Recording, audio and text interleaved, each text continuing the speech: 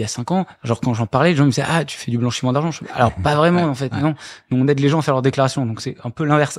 Comme en France, les échanges entre les cryptos ne sont pas imposables, ça a rendu un calcul qui est très complexe. L'administration, si c'est pour aller chercher 300 € qui n'ont pas été déclarés, ils vont pas passer 2 heures dans l'Excel, tu vois. Si c'est de la monnaie électronique, dans ce cas-là, le crypto stablecoin pourrait devenir imposable.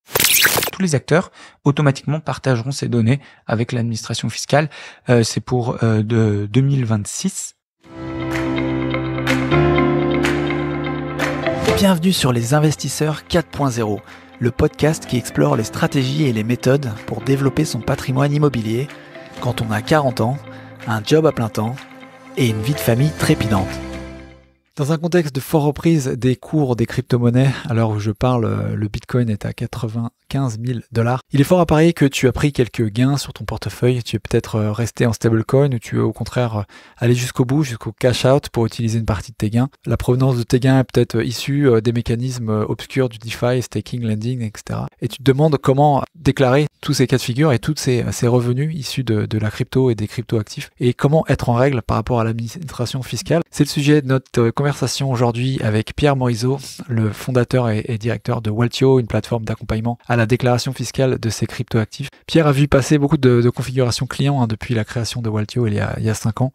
Au fil de la conversation, on aborde les enjeux de la fiscalité des crypto-monnaies, les manières de considérer les différents revenus imposables, qu'ils soient issus de plus-value de cession, de gains sur du staking, lending ou autres mécanismes DeFi, les implications réglementaires en cours et à quoi il faut se préparer, les stratégies de déclaration et d'optimisation fiscale.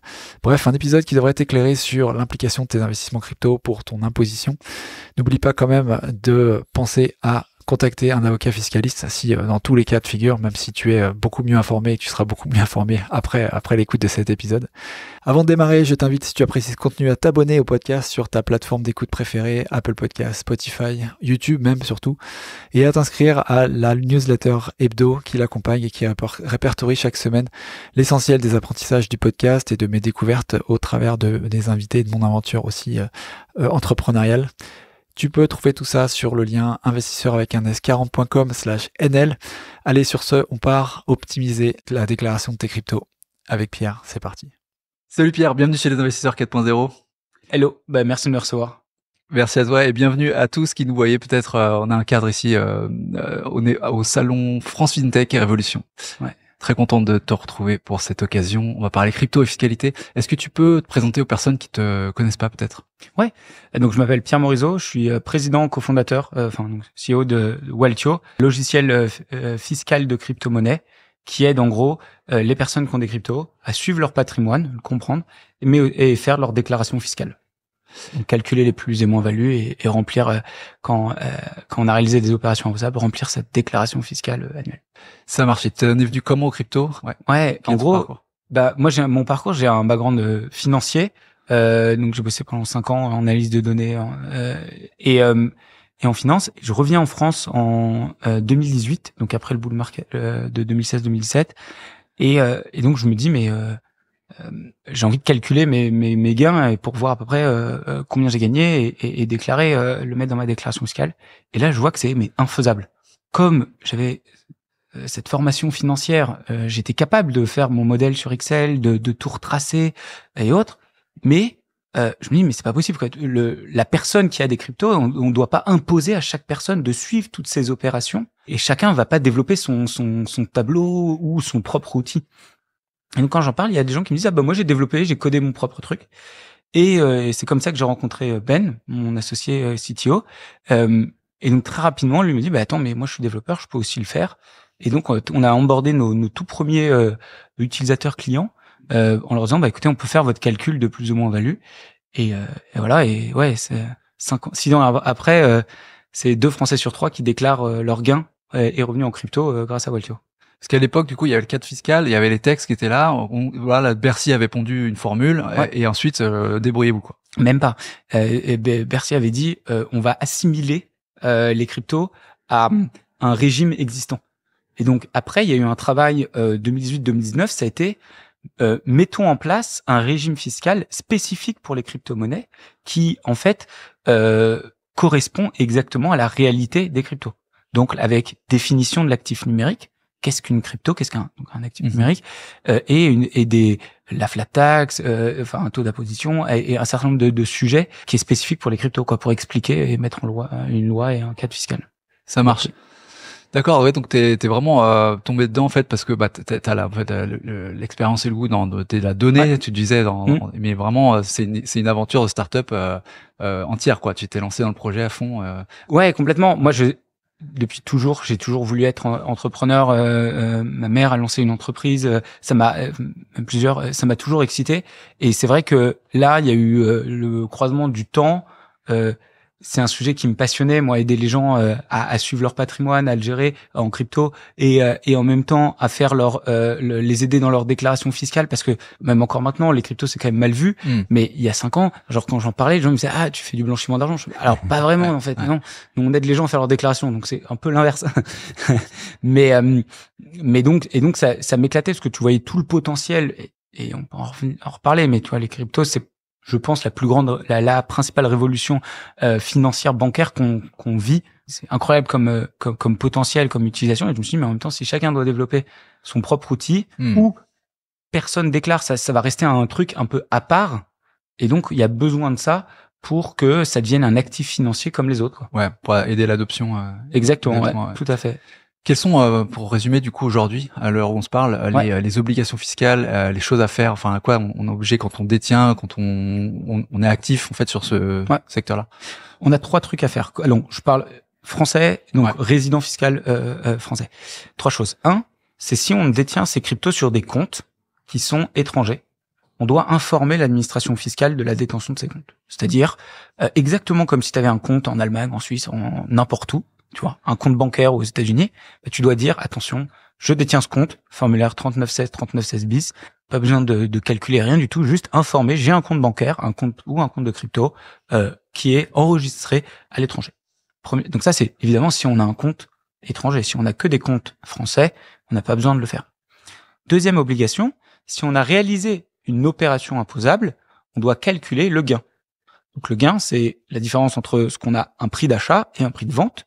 Et donc on doit, à partir du moment où on a réalisé une opération imposable, on va y revenir sur qu'est-ce qu'une opération imposable, on doit calculer ce montant gagné ou perdu, formulaire 2086 pour les puristes. Et la troisième obligation, c'est si on a réalisé des revenus. Alors le gain, c'est une distinction entre un prix d'achat et un prix de vente. En anglais, capital gain. Un revenu, c'est un petit peu comme dans le monde financier classique, un dividende. C'est quelque chose qu'on a perçu, et donc les revenus, ce serait typique revenus de stacking, revenus de masternode, earn et autres. Tous ces revenus passifs sont à déclarer au titre des BNC, bénéfices non commerciaux. Il y a eu des discussions l'année dernière, on va venir s'il y a besoin, mais bon, à l'heure actuelle, ils sont à déclarer de cette façon-là. Donc ça, c'est les 3 obligations. 1, si on a des comptes à l'étranger via le formulaire 3916 bis. 2, si on a vendu des cryptos, informer l'administration fiscale et calculer son gain et sa perte, de formulaire 2086. Et 3, si on a généré des revenus passifs, type DeFi, type staking et autres, les déclarer au titre des BNC, bénéfices non commerciaux. Voilà les 3 obligations. Cool. Alors avant d'en venir justement aux faits générateurs des différents faits, parce qu'il y a plusieurs cas particuliers, en termes de déclaration même, tu parlais les 2 derniers dont tu parlais, c'est soit la plus-value ou le revenu. Ils sont à déclarer dans la même case? Non, en effet, c'est pas du tout et c'est pas les mêmes régimes. La plus-value, c'est je te donne un exemple simple, mais j'ai acheté un Bitcoin ou un Ether en 2019, je l'ai vendu en 2024, donc là il y aura la prochaine déclaration au 2e trimestre de 2025. Je calcule la différence entre ce prix d'achat et le prix de vente. Comme en France, les échanges entre les cryptos ne sont pas imposables, ça a rendu un calcul qui est très complexe. Et même, je fais une petite aparté, mais pour qu'on comprenne pourquoi notre métier existe, alors qu'il n'existe pas dans le monde de la finance traditionnelle. En fait, dans les cryptos, on peut continuellement les échanger entre ces comptes, les envoyer d'un compte à un autre. J'achète, 0,1 Bitcoin sur n'importe quel exchange ou plateforme d'achat et de crypto. Je peux l'envoyer sur un wallet, un portefeuille, un ledger. Je peux l'envoyer après vers un autre compte. On peut continuellement envoyer ces coins. On a cette liberté. Alors que dans le monde financier, je détiens une action. J'achète une action LVMH. Je peux pas l'envoyer de ce compte bancaire, de mon compte PEA, sur une autre banque ou un autre contre-titre. Je peux pas le transférer librement. Je suis obligé de le revendre, repasser par la caisse et fermer le compte, rouvrir un autre compte. Alors que dans mon crypto, on envoie. Donc en gros, la charge est à la responsabilité de l'individu qui fait ces opérations, de suivre ces opérations d'achat et vente, transfert entre ses comptes, ses revenus, pour être capable de lui-même de le faire. Et moi, je me suis dit, attends, si tout le monde commence à le faire à la main sur un Excel, alors déjà, les gens vont s'arracher des cheveux pour rien. Et deuxièmement, c'est pas comme ça qu'on va avoir une utilisation massive, quoi. Ouais, donc c'est l'avantage et l'inconvénient en fait de la crypto, c'est qu'il n'y a pas de friction. L'avantage, du coup, ça peut, voilà, c'est pas un fait générateur de changer des cryptos entre elles. Ouais. Par contre, le problème, c'est que du coup, en termes de compta, c'est à l'utilisateur d'y aller, quoi. Alors c'est ça, même si dans d'autres pays qui imposent les échanges entre cryptos, comme aux États-Unis, au Canada, en Allemagne, enfin avec des lois un petit peu différentes, mais il y a quand même très souvent le besoin d'un outil, d'un logiciel comme le nôtre, comme Waltio, pour justement suivre son patrimoine crypto. D'accord, ouais, donc même quand l'État va pas se charger de faire la compta pour toi, de notifier les choses. Alors ça marche pour les professionnels, mais c'est aussi pour les particuliers. Ouais. L'État te demande un peu de reporter, de mentionner des chiffres, mais c'est à ta charge de calculer le montant de gain, ouais. Ouais, c'est ça. Lui il vient en contrôle derrière après, mais occasionnellement s'il voit des faisceaux d'indices particuliers. Ça. Et donc sur la déclaration même, alors il y a deux, donc que ça soit plus-value ou revenu, tu disais que c'est pas déclaré pareil, c'est pas imposé pareil. Ouais. C'est quoi exactement? Ouais, exactement. Alors, donc, plus-value, c'est des gains en capitaux. L'exemple que je te donnais, j'ai acheté à un moment, j'ai revendu plus cher, donc j'ai gagné, c'est de la plus-value.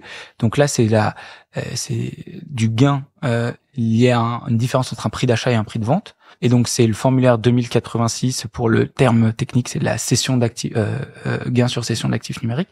Et c'est le régime des plus-values en actifs numériques. Donc ça, c'est cette façon à déclarer. Donc dans sa déclaration fiscale, on tape cession d'actifs numériques dans la barre de recherche qu'on l'a fait. Et donc on a ce formulaire dédié. On doit renseigner les ventes. Alors que les revenus encaissés, donc là dont on parlait, titre des BNC, bénéfices non commerciaux, là on a juste un chiffre à mentionner. On ne doit pas mentionner dans sa déclaration fiscale chacune des opérations. On a juste le chiffre qui est la somme de ces revenus, un petit peu comme donc ça, la banque nous le fait souvent pour nous, ou le broker te dire t'as eu tant de dividendes dans l'année à déclarer, et donc tu payes tant de flat tax là-dessus. Et là c'est pareil. Et alors dans les grandes masses peut-être ou au niveau de détail lequel t'es confortable ou qui soit pertinent, c'est quoi la différence dans la, on va dire dans la charge d'imposition pour la personne? Alors dans la charge, il y a la charge de travail. Déjà, c'est plus compliqué alors, dans les deux, c'est assez complexe à faire et c'est un peu relou de le faire. Enfin, c'est très, très relou, surtout si on a plusieurs cryptos, à le faire manuellement. Dans la charge fiscale, enfin, dans son coût. Donc, il y en a un qui a un impôt à 30% et l'autre, c'est intégré dans le taux marginal d'imposition, tu sais, l'impôt en escalier avec qui est l'impôt de ton foyer fiscal. Donc, ça ne peut être que moins coûteux, ou égal l'impôt sur les gains par rapport à cet impôt-là, de façon générale, sachant que dans les deux cas, tu as des abattements. Donc nous, en fait, on va calculer ces chiffres et on va dire les chiffres à reporter. Et après, l'État décidera, alors eux-mêmes dans leur outil de déclaration, si oui ou non il y a de l'impôt ou pas. Je te donne un exemple. Quelqu'un qui a fait donc 200 € de vente de crypto, il n'y a pas l'obligation. Si on a fait moins de 305 € de vente imposable dans une année en crypto, il n'y a pas l'obligation de le déclarer. Il n'y a pas d'impôt dessus. Donc sur les gains de formulaire 2086, dans ce cas-là, l'État verra si tu renseignes 200, il dit il y a 0 d'impôt qui est dû là-dessus. Donc si c'est au-dessus de 305 €, il y aura un taux d'impôt, un montant d'impôt qui sera renseigné. Et le deuxième chose, c'est donc le deuxième exemple, BNC. Là, tu renseignes aussi un chiffre. Il y a des abattements.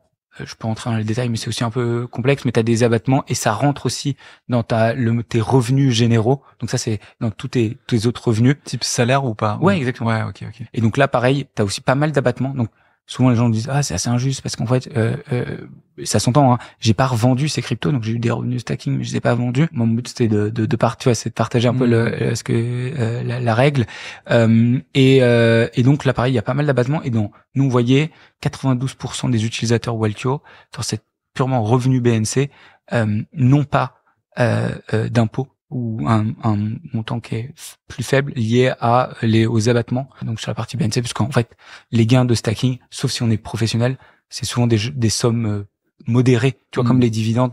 Ouais. C'est des belles sommes, mais au regard du montant du capital immobilisé dans les cryptos, la capacité à générer des gros retours sur investissement sur ton capital, ces revenus sont juste plutôt des complémentaires par rapport aux gains.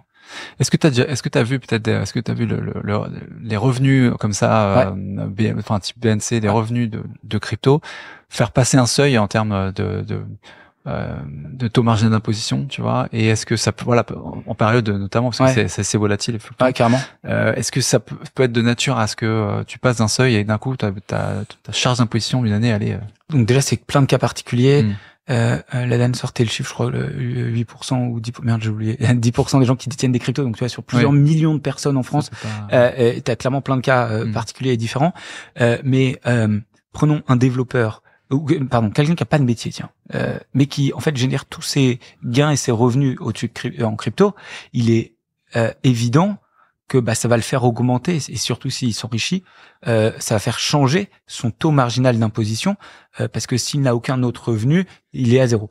Donc ça dépend vraiment des profils, alors que quelqu'un, je sais pas, qui a un métier, donc développeur dans une société ou tout autre, et qui a un peu de crypto et qui investit parce qu'il veut de façon active gérer son patrimoine pour le développer, et c'est pas quand même très fréquent. Je pense pas que c'est pas fréquent à quel point ça te fait augmenter ton taux marginal d'imposition. Ça serait plutôt, moi j'imagine aussi plutôt sur la partie revente et plus-value en bull market qu'il y aurait mais ça c'est comme t'as la flat tax. Oui, ça impacte pas ton taux Il marginal. n'y a pas d'effet de seuil là-dessus. Exactement. Tout à fait. Exactement. Ouais, c'est bien fait. Même si, alors, c'est vraiment, on va être dans les techniques, quoi, mais en gros, on peut choisir entre la flat tax et le taux marginal d'imposition sur les gains, issus des activités de trading. C'est intéressant pour les revenus modestes, quoi. Alors tu m'as mis un peu le doute par rapport au fait générateur sur l'aspect stacking, parce que pour moi quand tu stacks typiquement tu vois ETH par exemple, où tu gagnes des ETH, pour moi t'avais rien à rapporter, mais là t'es en train de me dire qu'il y a quand même de la friction là-dessus. Alors pour te donner vraiment tout le retour sur ce sujet-là, je pense il y a 3-4 ans, donc nous on a dit c'est quand même complexe quand t'as plusieurs régimes qui sont les uns au-dessus des autres. Normalement ça devrait être déclaré, mais à défaut de pas les déclarer, vous pouvez les garder dans votre patrimoine, c'est un peu technique, et les déclarer uniquement quand vous les aurez revendus. Et en disant c'est pas le schéma parfait, mais voilà, c'est une façon de le faire, une façon pratique. Et ça a commencé surtout il y a 2 ans dans donc soit autour de nos utilisateurs, les avocats fiscalistes spécialisés avec qui on travaille, on échange régulièrement, et ça me dire beaucoup de retours de l'administration fiscale. L'administration fiscale est pas d'accord avec ça. Et donc s'y oppose, et donc il y a eu une proposition de loi l'an dernier sur le sujet, pour se dire il faut que que ce soit clair que ces revenus sont imposables. Il l'est dans beaucoup de pays. Aujourd'hui, dans les faits, on va dire ça l'est. C'est peut-être moins évident. Il y a des chances que ce soit revu peut-être avec le prochain PLF, même s'il y a pas mal de sujets prioritaires, comme souvent tous les ans, mais tous les ans depuis quelques années, on parle du sujet des actifs numériques au PLF, au projet de loi de finances, donc dans le budget. Donc il y a des chances que le sujet soit abordé. Ok. Mais a priori, pour le moment, en tout cas, ça fonctionne de dire juste, on les reporte, mais simplement on les paye pas, que on le paye au moment de la cession d'actifs. Durant des contrôles fiscaux, c'est pas ce que souhaite le régulateur. D'accord. Le régulateur, l'administration fiscale. Donc, nous, on a beaucoup de nos utilisateurs qui nous l'avaient demandé, au bout d'un moment, qui disaient, mais attendez, Waltio, il faut déclarer en BNC, mon avocat m'a dit de le faire comme ça, je veux le faire comme ça, je veux pas avoir de problème. Donc nous, on a rendu la possibilité dans notre outil de faire les deux. D'accord. Et on a de plus en plus de nos utilisateurs qui ont préféré déclarer au moment de la perception.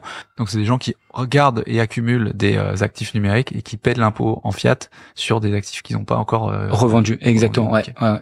C'est quand même. Il y a les autres types d'opérations, lending et autres. Ça obéit à la même approche. Lending non, mais en effet et c'est là où en effet il y a un besoin de précision, parce qu'en fait se créer des nouveaux services bien sûr. continuellement par tous les exchanges en permanence. T'en as certains qui arrêtent après. Et donc, de temps en temps, bah, évidemment, ces services rentrent pas dans la case de la définition de est-ce que c'est à déclarer au moment où c'est perçu ou pas. Enfin, ça dépend de tes revenus. Mais, ouais, de façon générale, stacking, c'est censé l'être. Je reviens sur le chiffre. Dans beaucoup de cas, c'est des montants, quelques dizaines, quelques centaines, et tu vois, au-dessus de quelques milliers d'euros générés, même s'il y a plein de personnes, hein, en termes de nombre, il y a, tu vois, mais c'est quand même une part de la population qui reste plutôt faible, qui génère des dizaines ou centaines de milliers d'euros en revenus de stacking, quoi. Les airdrops, c'est considéré comment? C'est intéressant. Donc, concrètement, si deux options. Option 1, tu as fait quelque chose pour avoir ce airdrop. Donc, dans ce cas-là, pareil, ça rentre dans la case des BNC, c'est-à-dire que tu as une rémunération un peu autre. Tu as fait un travail, je sais pas, promu quelque chose, travaillé pour et autres, et tu l'aperçois. Et donc, dans ce cas-là, c'est à déclarer. Soit option 2, t'es absolument pas fait. C'est un peu comme un gain de loterie, tu vois. C'est perçu de façon très aléatoire. Alors, le typique Starknet, le gros airdrop Starknet, où il y avait un certain nombre de conditions de développement qu'il fallait faire ou enfin d'action. Dans ce cas-là, tu vois, clairement, c'est beaucoup plus prudent de le déclarer en tant que BNC. Par contre, si c'est toi, t'as rien fait pour et que c'est la plateforme qui te reverse un tout petit peu, bah dans ce cas-là, c'est un gain qui t'as pas réalisé d'opération, enfin d'opération au sens d'action de travail pour le percevoir. Donc c'est à inclure dans ton portefeuille crypto. Et au moment où ce sera naturellement imposé, au moment où ce sera revendu via la flat tax, parce que on prendra en compte tout ton patrimoine. Donc, si je comprends bien, à part le stacking et le lending éventuellement, où là, tu peux payer de l'impôt sur quelque chose que t'as pas encore vendu. Ouais. Pour le reste, l'approche, ou du moins, on va dire, l'esprit de la loi là-dessus, c'est plus de se dire que, tant que j'ai pas produit un effort pour le gagner, je le laisse, je le cumule, je le reporte pas, je le reporterai que au niveau des ventes, quoi. C'est ça, ouais. Alors c'est tant que j'ai pas produit un effort ou c'est pas une sorte de revenu passif qui est issu de séquestrer des fonds, ce qui est généré donc ou aussi les gains latents, tu vois, sont pas imposés. Ce qui est généré n'est imposable que quand il y a l'opération imposable qui est réalisée, quoi. Mais c'est vrai qu'il y a tellement de services, même dans la DeFi, on parle, tu vois, la technique des bribes, des choses comme ça, où en fait, c'était des pots de vin, enfin c'est de l'action de ta part pour pouvoir allouer sur certains pools, avoir du rendement. Donc il y a quand même, ça peut être plus ou moins actif. Et j'ai pas l'impression que l'administration fiscale, elle peut pas aller si vite que ces services-là. Donc tu vois, c'est un décalage toujours. Ouais, tu vois, c'est vrai qu'il y a une question sur à quel point l'administration fiscale est outillée. Tu vois, ce qu'on voit, c'est que déjà il y a de plus en plus de boîtes type Chainalysis qui outillent dont leur gros business c'est vendre certaines entreprises, mais aussi aux services publics, et donc outillent les États. Donc ils ont beaucoup commencé à travailler sur le lutte contre la criminalité financière, tu vois, sur les opérations pour les suivre. Mais on voit que de plus en plus les États cherchent aussi à recouvrir un peu la fraude fiscale et donc surveillent. C'est croissant. Tu vois, typique, je pense, le projet européen d'Acuit fait un peu dans ce sens, quoi. Ok. T'as déjà assisté à des contrôles fiscaux de clients? Alors, moi, assisté, non. Par contre, on a eu beaucoup de retours de nos clients qui sont contrôlés, ouais. Qu'est-ce qu'il en est qu'est-ce qu'il en est arrivé à la fin? Comment ça s'est passé? Alors, je pense, déjà, tu peux les classifier dans deux cas. Est-ce que la personne, ça a été une sorte de demande d'information et la personne était en règle, ou est-ce que ça a été un cas plus compliqué où il y a des historiques de non-déclaration et autres? Vraiment, il y a autant de contrôles que de situations. Là, pour le coup, c'est assez dur de généraliser.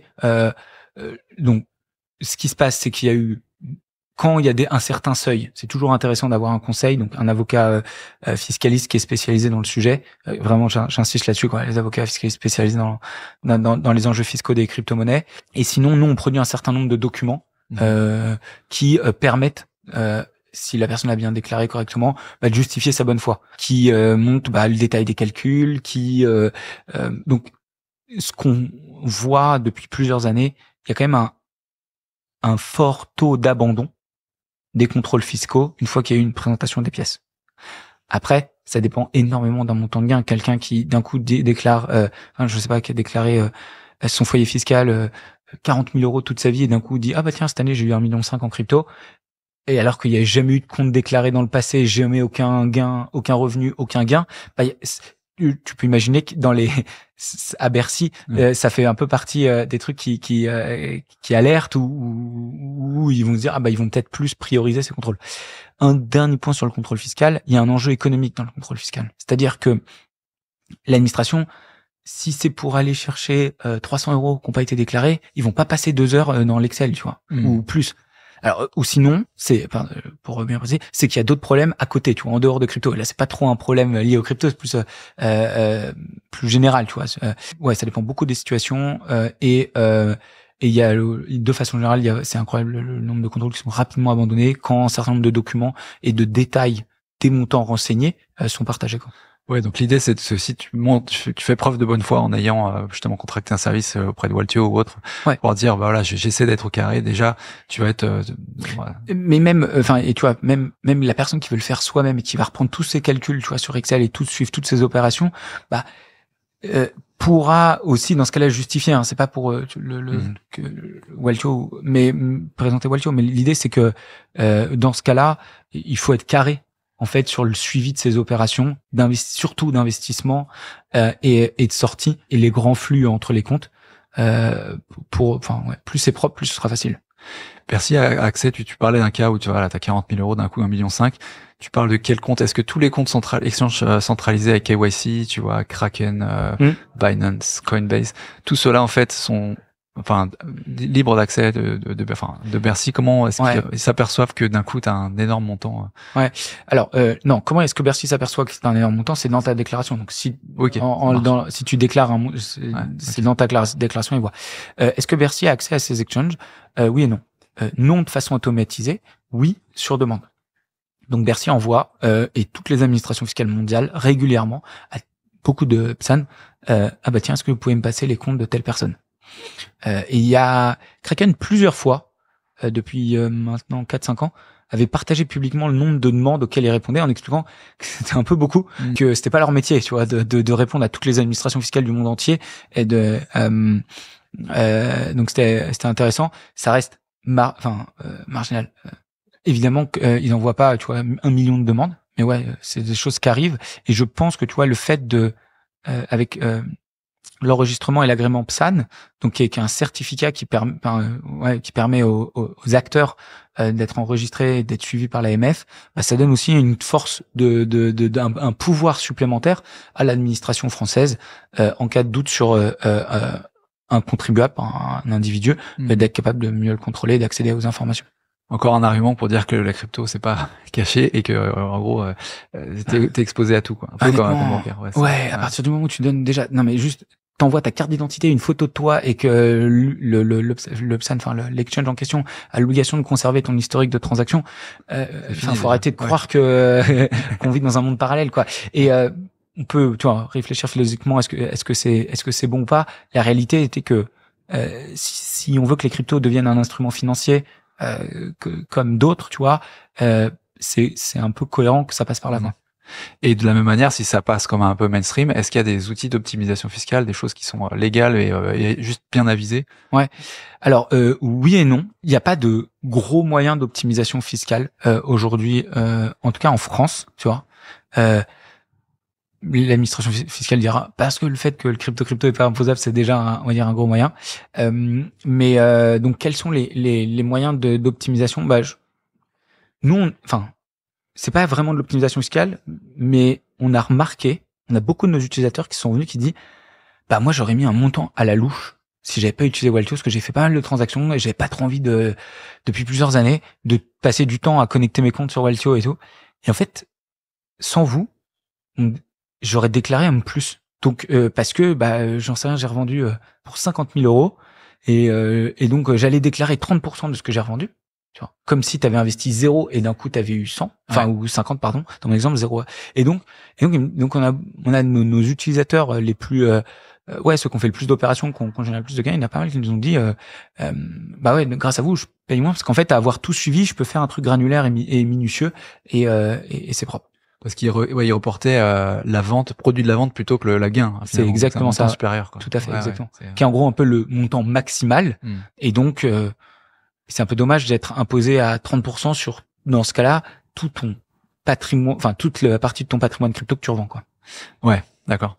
Donc si tu vends des actifs entre eux, t'as pas de friction. Si tu vends pour du stablecoin, ouais, t'as pas de friction, on est d'accord. Enfin, Bah, il y a pas d'opération imposable. Ouais. Nous, ce qu'on voit, c'est que oui, il y a pas de, c'est pas d'opération imposable. Ouais. Par contre, voilà, tout ce qui est transport, mais un stable en fiat, ouais. bah voilà, même si c'est sur on va dire la centrale, la plateforme centralisée, ouais. Si on a du TUST ou voilà USDC, ouais. On est bon. Mais par contre, si on a du euro, même sur la plateforme Kraken, c'est du euro fiat, donc on est. C'est ça exactement. Ouais. Après, si on veut vraiment, enfin, c'est un peu spécifique, mais sur la notion de stablecoin, donc il y a une directive européenne, MiCA, qui en gros régule, qui réglemente les activités sur les cryptos. Et donc en gros MiCA dit est-ce que s'interroge, est-ce que le stablecoin c'est de la monnaie électronique ou est-ce que c'est de la crypto? Et donc si c'est de la monnaie électronique, dans ce cas-là le crypto stablecoin pourrait devenir imposable. Mais là pour l'instant c'est encore en discussion et c'est vraiment un doute. C'est quelque chose qui serait amené à changer parce que les régimes fiscaux et tout, on le voit en ce moment, dès qu'il y a un nouveau gouvernement, les choses changent. Si c'est quelque chose qui serait amené à changer, je pense qu'il y aurait clairement besoin on va dire, d'autres éléments, mesures fiscales, tu vois, un peu pour contrebalancer, du type report des moins-values ou. Oui, c'est ça, parce que si tu as des moins-values, elles sont pas du tout déductibles. Non, exactement. Elles le sont que sur l'année, mais elles le sont pas sur plusieurs années, quoi. Ce qui est dommage parce que le cycle des cryptos est pas que sur une année. Enfin, il est sur plusieurs années. Sur le stablecoin, aujourd'hui, échanger des cryptos contre le stablecoin, c'est pas une opération imposable. Maintenant, c'est clair qu'on est un peu dans une phase de, il y a une sorte d'interrogation, je pense, là-dessus. Et à un moment donné, ce sera précisé dans un sens ou dans l'autre, quoi. Un autre peut-être fausse idée, vendre, du coup, passer des achats directement depuis un cryptoactif, que ça soit Bitcoin ou autre, c'est une opération. Ouais, exactement. Ouais. On l'a vu tout à l'heure, il y en a deux. Enfin, on y pensait, on en parlait avant. Soit échanger des cryptos contre des fiat, donc euro, dollar, toute autre monnaie d'État, soit utiliser comme moyen de paiement. Donc, c'est une fausse bonne idée dans le sens j'ai pas d'impôt à payer. En tout cas, enfin, d'après ce que dit la loi, si on veut alléger son portefeuille de crypto, tu dis d'une certaine façon, je veux vendre du Bitcoin, au lieu de l'échanger contre des fiat, je les envoie pour acheter, une voiture, n'importe quoi. C'est moins coûteux en frais comme moyen de paiement. Et on reste un peu dans le monde crypto. Mais en effet, par rapport aux yeux de l'administration fiscale, c'est une opération à reporter. Dans son ensemble, ça peut quand même avoir du sens de le faire. Si par exemple, je crois que c'est Tesla qui a accepté des cryptos. Donc, en termes de pur net, quand on met tout dans la balance, ça peut être un peu moins coûteux de le faire via les cryptos, mais ça ne voudra pas dire qu'on ne pourra pas payer d'impôt dessus, quoi. Exactement. Ça fait moins de frais de plateforme et les frais de conversion avec rapatriement et tout, c'est un certain coût, frais financiers, frais bancaires. Après là pour le coup, si c'est payé en wallet à wallet, c'est à toi qui a la charge de le reporter et si c'est sinon et de calculer et autres. Dans Walletio, en gros, on identifie la transaction comme un paiement. Mais si c'est via une plateforme d'échange, dans ce cas-là, c'est directement vu. Donc nous, on voit toute l'information juste en connectant tes comptes que c'est utilisé via un paiement en carte ou autre, et donc c'est automatiquement enregistré, quoi. Ok. Sinon, donc pas aucun produit ou service auquel tu obtiens accès via un échange avec un crypto. Il y a aucun produit-service qui te permette de pas passer par la case impôt, finalement. Il y a aucun produit ou service même des trucs qui soient, tu vois, digitaux, qui soient peut-être un peu plus. En fait, t'as toujours t'as toujours des acteurs qui veulent jouer avec la loi, tu vois. Donc, qui sont absolument pas enregistrés en France et qui vont te mettre en avant. Mais nous, on a trouvé un truc. Donc, tu vas toujours en entendre. À quel point c'est fiable en cas de contrôle fiscal, justement, montrez-le-moi. Tu vois, c'est intéressant. Souvent, ça peut durer qu'un temps. Et puis ça peut mal se terminer. Donc non, il n'y a pas j'ai pas le moyen miracle de dire si tu payes avec tel exchange ou tel machin. Après, dit autrement, deux choses. Un, c'est si tu payes avec un exchange un peu exotique, très peu connu, pas réglementé par l'AMF ou autre, c'est plus difficile pour l'administration fiscale d'accéder à l'information auprès de l'exchange. pareil, comme c'est donné on-chain. Par contre, en fait, tu te rentres un petit peu dans un monde parallèle de non réglementé. Tu vois, si tu veux sortir, si tu sors quelques centaines d'euros, je pense que ça va. Par contre, si ça devient une partie de ton patrimoine qui a été gagné comme ça et que d'un coup t'achètes une voiture ou une maison, c'est un peu comme si il y a quelques années, une dizaine d'années, t'avais un compte en Suisse. Après, tu vis avec un peu ce fardeau où t'as cet argent qui vient d'une source non justifiée, quoi. Ouais, bien sûr. Oui, c'est plus difficile après aussi de justifier que t'as ta bonne foi, quoi. Ouais, je pense que c'est ça exactement. C'est exactement ça. Ouais. C'est quoi qu'il y a dans le radar en termes de perspective dans la réglementation fiscale et des changements, je crois, à venir C'est intéressant. Alors donc on a parlé au niveau européen, peut-être qu'il y aura un moment un enjeu d'alignement sur le stablecoin. Sur la partie crypto, pas énormément. Donc là, il y a le PLF en ce moment sur le taux d'imposition de la flat tax pour les plus fortunés ou non. Est-ce que ça passe, ça passe au-dessus des 30%.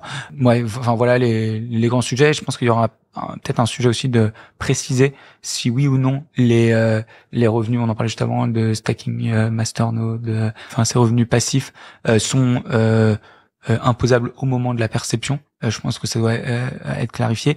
Et si ça l'est, donc ou pas, tu vois.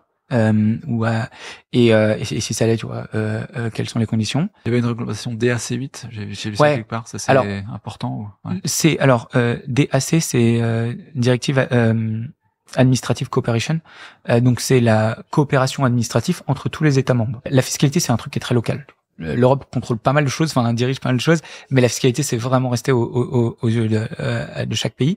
Et donc l'Europe est plus actif sur mettre en place des moyens de contrôle harmonisés et structurés au sein de toute l'Union européenne. Et donc DAC, la numéro 8, c'est mettre en place un framework, un cadre de reporting de tous les exchanges régulés en Europe via MiCA pour que eux partagent les données automatiquement aux administrations fiscales. Donc, un client Coinbase, n'importe lesquels, même les Français ou tous les acteurs, automatiquement partageront ces données avec l'administration fiscale. C'est pour de 2026. Voilà. Donc ça renforcera juste le contrôle par rapport à ce qu'on disait tout à l'heure. Ça structurera le contrôle. C'est une analogie avec le monde bancaire. C'est cette obligation qui existe déjà où les banques partagent de façon automatisée ces données. Donc ça sera pas des montants de calcul de plus-value, ce sera juste les transactions. Donc eux ils verront juste s'il y a une grosse transaction, enfin toutes les transactions. Après ils mettront leur filtre comme des grands, mais voilà, c'est ce que DAC ou DAC8. Et donc pour toi il n'y a pas un impact forcément majeur dans le comportement des utilisateurs Moi je pense qu'il y a une tendance qui a eu lieu depuis vraiment 2 ans, 3 ans, une prise de conscience de dire c'est un actif comme un autre, j'ai réalisé des gains, donc ça doit être déclaré. Et il y a aussi une prise de conscience de attends, si je déclare pas ou autre, je suis dans une situation un peu complexe, tu vois, par la suite. Et donc ça c'est beaucoup plus pour eux, pour l'Europe de le structurer, quoi. Et côté Waltio, il y a des innovations qu'il faut prêter attention. Qu'est-ce que c'est-à-dire on travaille beaucoup sur comme on suit l'intégralité du patrimoine crypto et on retravaille toutes les transactions, c'est obligatoire, tu vois, à des fins fiscales. On est le seul acteur qui a cette vue complète sur ce que le portfolio des gens. Donc l'idée ça a été de donner plus d'informations sur leur portefeuille, ce sur quoi on travaille en ce moment avec nos 380 bêta-testeurs, sur comment est-ce qu'on peut les aider à leur donner des insights sur leur portfolio, sur ce qu'ils ont fait, des erreurs, aller au-delà en fait de la fiscalité. Vous avez combien d'utilisateurs et tu sais à peu près la part de marché que vous avez sur les utilisateurs, les fameux 10% là qui utilisent la crypto en France? Alors en gros, il y a donc combien on a d'utilisateurs? On a un peu plus de 80 000 comptes créés, 86 000. Après, il y en a 35 000 qui sont actifs. Sur les 10%, en gros, tout le monde ne déclare pas parce que comme on se disait, il faut avoir certains vendus, donc réaliser une opération imposable. Et donc moi, ce que je pouvais dire, c'est que 2 personnes sur 3 qui déclaraient, on avait calculé quand Bercy avait partagé des stats sur le nombre de personnes qui déclaraient des gains en crypto. Nous, on voyait que 2 personnes sur 3 utilisaient Waltio. Ok. Et il y a un super marché, un gros potentiel à venir. Donc là, un des gros enjeux aussi, on se lance dans d'autres pays. Donc on est présent en Belgique et en Espagne. Et là, en même temps, donc aider sur mieux connaître son patrimoine et éventuellement l'optimiser. Donc c'est un de nos projets en ce moment. Top. On va suivre ça avec intérêt. Est-ce qu'il y a des ressources que tu pourrais conseiller aux gens pour aller plus loin dans les sujets qu'on a vu, fiscalité, crypto, c'est quoi les trucs qui te viennent en tête? Nous on sort tous les ans un guide fiscal avec donc là Alexandre Lorumi qui est avocat fiscaliste ORWL, ouais exactement, ORWL, Orwell Avocat, qui est un des partenaires et des fondateurs, et qui partage en gros tous les sujets du moment et de l'année sur la fiscalité. Donc il y a toutes les éditions précédentes pour ceux que ça intéresse, et on va dire les plus techniques, donc on peut le voir. Il est aussi dans chacun des pays dans lesquels on est présent, avec un avocat partenaire. Voilà sur ce que je peux dire sur la partie vraiment fiscalité, crypto.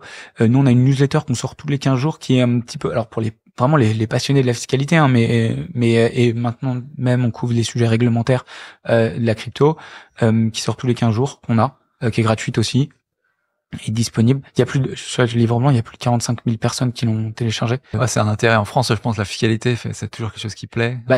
En fait, c'est souvent complexe. Ouais. Enfin, c'est complexe. Et à partir du moment où son patrimoine, décolle, on est un peu, d'un coup, on s'interroge. Et donc, on voit qu'il y a une tendance quand même où les gens anticipent de plus en plus. Se dire quelle est la fiscalité, comment ça se fait, et donc qui, tu vois, chez nous s'ouvre un compte bien avant avoir vendu et qui en fait connectent leur compte et peuvent suivre l'évolution de tout leur compte, quoi. Ouais, comment déclarer les énormes plus-values qui viennent pour le prochain bull run, c'est tout le mal qu'on peut souhaiter. Ouais, c'est ça, exactement, ouais. C'est les bons problèmes. C'est clair. Pour te contacter, Pierre, c'est quoi le meilleur canal? Pierre@waltio.com. Je réponds à mes mails. Ça marche. Bon, merci de nous avoir accordé un peu de ton temps. Avec plaisir. Très intéressant. Et puis, à très bientôt. Merci beaucoup. Merci à toi. Voilà, c'est tout pour aujourd'hui. J'espère que cet épisode t'a plu. Faites-toi un investisseur un peu mieux informé. Si c'est le cas, n'hésite pas à partager ce podcast avec ton entourage et à lui mettre une évaluation 5 étoiles sur Apple Podcasts ou Podchaser. Ça permet de le faire monter dans les classements et de me donner la motivation pour t'offrir toujours le meilleur contenu. Voilà, merci beaucoup encore pour ton soutien et une très bonne fin de semaine à toi. Ciao!